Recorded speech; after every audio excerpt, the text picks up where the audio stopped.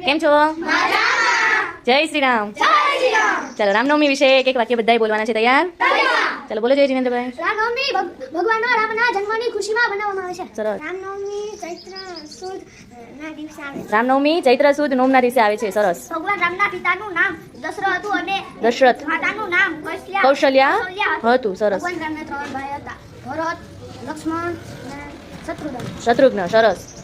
ભગવાન રામના વિવાહ મિથિલાના રાજા જનકની પુત્રી સીતાજી હતા સાથે થયા હતા. રામનવમી દિવસે મૂલ્યો સૌજન્યવામાં આવે છે. અયોધ્યામાં રામનવમી વિશેષ રીતે ઉજવવામાં આવે છે. અયોધ્યામાં રામનવમી વિશેષ રીતે ઉજવવામાં આવે છે. ભગવાન રામનું આદર્શ મહાન અને